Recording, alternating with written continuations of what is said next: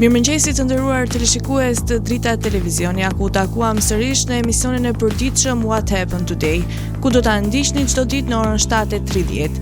Data sot shënon 5 maj dhe ne kemi përgatitur për ju disa informacione të cilat lidhen pikërisht me këtë datë. Ju ftoj që t'i ndiqni.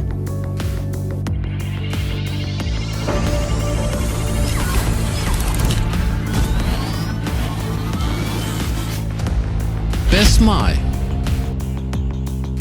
Ngjarje 1762. Nënshkruhet marrëveshja e paqes mes Rusisë dhe Prusisë. 1916. Marincat amerikan pushtojnë Republikën Dominikane. 1949. Traktati i Londrës krijon Këshillin e Europës në Strasburg si institucioni i parë evropian që punon për integrimin evropian. 1955. Gjermania Perëndimore fiton pavarësinë e plotë. Lindje 1818. Lindi Karl Marx, filozof dhe politikan gjerman. 1963. Lindi James Labrie, vokalist kanadez. 1864. Lindi Henryk Sienkiewicz, shkrimtar polak, nobelist. 1972. Lindi David Thompson, muzikant kanadez. 1988. Lindi Adele, këngëtare angleze. Vdekje 1821. Vdiq Napoleon Bonaparte, mbret francez, Napoleon i parë. 1942. Vdiq Kemal Stafa, figurë kryesore e lëvizjes komuniste në Shqipëri në fillim të viteve 1940. 1985. Vdiq Zia Shemsiu, vritet në burgun e Beogradit, ishte veprimtar politik. 2007. Vdiq Nazmie Hoxha, këngëtare muzikës popullore. 2013. Vdiq Ahmet Spahiu, aktor kosovar. Festa dhe përvjetore. Dita të rëndëve për atë dheu Shqipëri.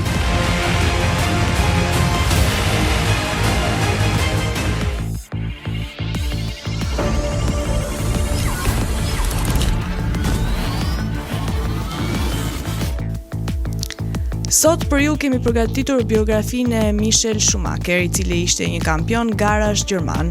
Për më tepër, ju ftoj të ndiqni materialin e përgatitur.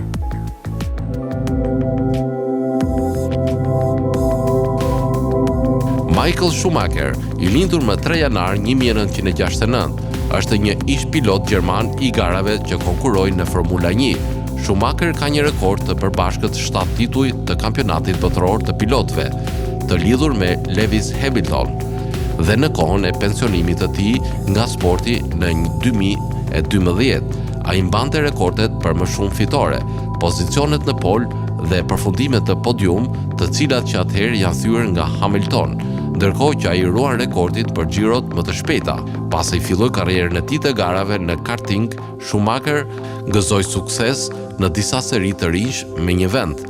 Pas një paraqitjeje të vetme në Formula 1 me Jordanin në çmimin e madh të Belgjikës 1991, Schumacher u nënshkrua nga Benetton për pjesën tjetër të sezonit 1991.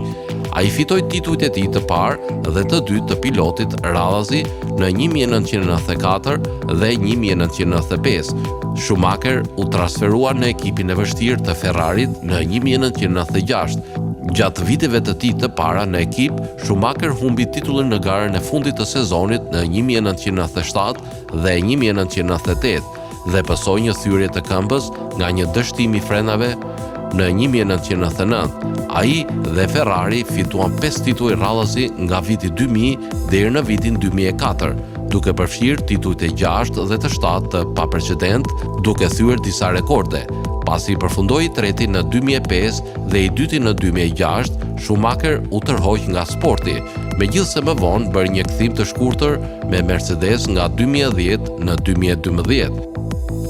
Schumacher u shqua për shtyrjen e makinës së tij deri në kufi për periudha të qëndrueshme gjatë garave, një regjim fitnessi pioner dhe aftësinë për të nxitur ekipet rreth tij.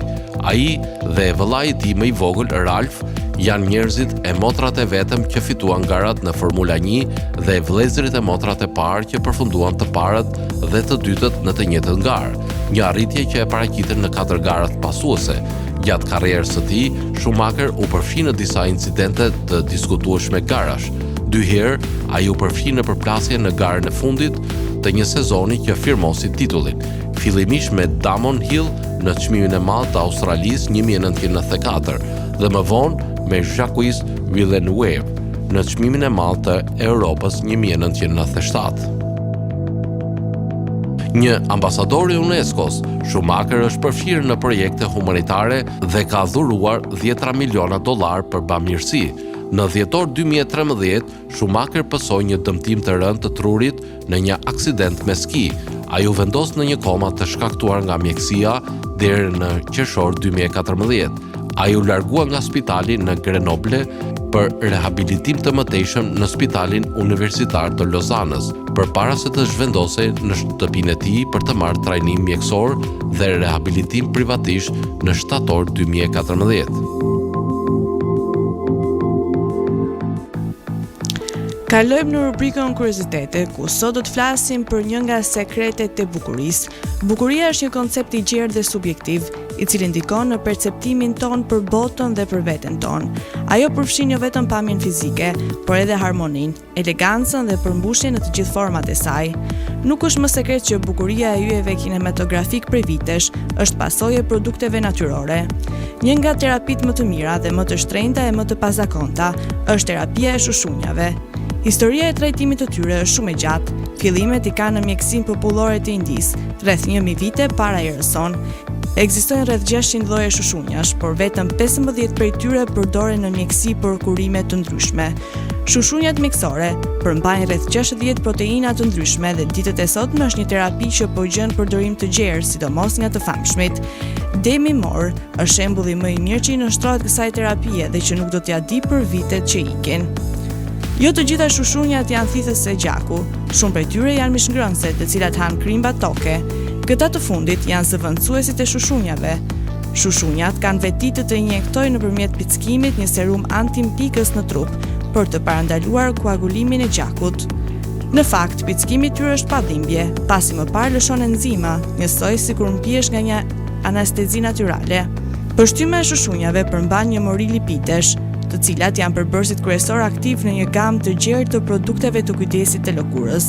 Acidet fosfatidike dhe acidet yndyrore përfaqësojnë përqendjen më të madhe të lipideve me përshtymën e shushunjave. Në veçanti, aplikimi gjatë ditës është shumë rezultues për rigjenerimin e lëkurës. Enzimat e shumta që përmbajnë shushunjat ndihmojnë në shërimin e shumë sëmundjeve që kanë lidhje me gjakun. Nëpërmjet këtyre specieve kurohen sëmundje të ndryshme si trombozat, reumatizmat, dhimbjet e pjesëme të trupit, suadhet dhe gjëndrat e ndryshme në trup që papritur infektohen apo shfaqen tek njerëzit. E testuar shkencërisht, terapia me shushunja mbetet mënyra më e mirë për trajtimin e tyre pa efekte anësore. Shushunjat lëshojnë sekrecione që përmbajnë antioksidant, hollues gjaku dhe katalizator biologjik që përshpejtojnë shërimin e lëkurës. Të gjithë këta elemente ndihmojnë në qarkullimin e gjakut në fytyrë dhe kurimin e gjëndrave yndyrore të dëmtuara, të cilat janë ndër 2 shkaqet kryesore që nxisin dhe rëndojnë gjendjen e akneve në lëkurë. Një tjetër element që gjendet në sekrecionet e tyre është antibiotiku natyral, një element që shkenca është përpjekur ta riprodhojë në kushte laboratike dhe thuajse gjithmonë ka dështuar. Për më tepër, terapia me shushunjat është mjaft e thjeshtë dhe nuk shoqërohet me dhimbje, por vetëm me hemoragji të lehta që shërbejnë për qarkullimin e gjakut dhe stimulojnë prodhimin e tyre. Pra këto krijesa, thuajse inekzistente, janë mjaft të rëndësishme dhe mund të zëvendësojnë silikonin plastik e të lirë që shitet pa ndalim. Tani uftoj të ndiqni parashikimin e motit. Territori shqiptar për datën 5 maj 2026 do të karakterizohet nga kushte atmosferike të qëndrueshme me dominim të vranësirave të pakta dhe intervale me diell. Paraditja dhe pasditja do të kenë alternime mes kthjellimeve dhe vranësirave të lehta në të gjithë territorin pareshje. Temperatura minimale pritet të zbresë deri në 7 gradë Celsius, ndërsa ajo maksimale do të arrijë deri në 23 gradë Celsius. Gjatë ditës priten rreth 6 deri në 8 orë me diell. Era do të fryejë lehtë nga drejtimi veriperëndimor me shpejtësi 2 deri në 4 metra për sekond. Deti do të ketë dallgëzim të ulët rreth 1 deri në 2 ball. Indeksi ultraviolet për Tiranën pritet të jetë mesatar rreth 6. Sipas të dhënave astronomike, lindja e diellit në Tiranë do të jetë rreth orës 5:26 minuta, ndërsa perëndimi rreth orës 19:49 minuta. Temperaturat minimale dhe maksimale për disa qytete kryesore të Shqipërisë do të jenë si më poshtë: Shkodër 12 deri në 22 gradë Celsius. Kukës 12 deri në 22 gradë Celsius. Peshkopi 10 deri në 19 gradë Celsius. Tiranë 15 deri në 23 gradë Celsius. Durrës 12 deri në 20 gradë Celsius. Kavaj 11 deri në 21 gradë Celsius. Elbasan 14 deri në 23 gradë Celsius. Berat 12 deri në 23 gradë Celsius. Korçë 7 deri në 18 gradë Celsius. Vlorë 15 deri në 22 gradë Celsius. Gjirokastër 11 deri në 22 gradë Celsius. Sarandë 13 deri në 22 gradë Celsius. Territori i Kosovës për ditën e ditë. Territori i Kosovës për datën 5 maj 2026 do të karakterizohet nga moti qëndrueshëm me vranësira të pakta dhe intervale me diell. Paraditja dhe pasditja do të kenë alternime mes kthjellimeve dhe vranësirave pareshje. Temperatura minimale pritet të zbresë deri në 9 gradë Celsius, ndërsa ajo maksimale do të arrijë deri në 25 gradë Celsius. Era do të fryejë lehtë nga drejtimi veriperëndimor me shpejtësi 2 deri në 4 metra për sekond. Indeksi ultraviolet për Prishtinën pritet të jetë mesatar rreth 6. Sipas të dhënave astronomike, lindja e diellit në Prishtinë do të jetë rreth orës 5:18 minuta, ndërsa perëndimi rreth orës 19:46 minuta. Temperaturat minimale dhe maksimale për disa qytete kryesore të Kosovës do të jenë si më poshtë: Mitrovica 11 deri në 24 gradë Celsius. Podujev 9 deri në 22 gradë Celsius. Skënderaj 12 deri në 23 gradë Celsius. Pej 10 deri në 21 gradë Celsius. Prishtinë 12 deri në 23 gradë Celsius. Gjakov 11 deri në 25 gradë Celsius. Malishev 11 deri në 23 gradë Celsius. Gjilan 11 deri në 22 gradë Celsius. Ferizaj 9 deri në 23 gradë Celsius. Kaçanik 11 deri në 21 gradë Celsius. Suharek 11 deri në 24 gradë Celsius. Prizren 9 deri në 22 gradë Celsius. Të nderuar teleshikues të Drita Televizion, kjo ishte gjithçka e përgatitur për emisionin e ditës së sotme. Bashkë të rishihemi sërish nesër në të njëjtën orë. Për më tepër ju ftoj të ndiqni programacionet e Drita Televizion, po ashtu mos harroni të na ndiqni edhe në rrjetet tona sociale, TikTok, Instagram, Facebook dhe Twitter. Për të rehat më të fundit, vizitoni faqen tonë zyrtare drita.tv.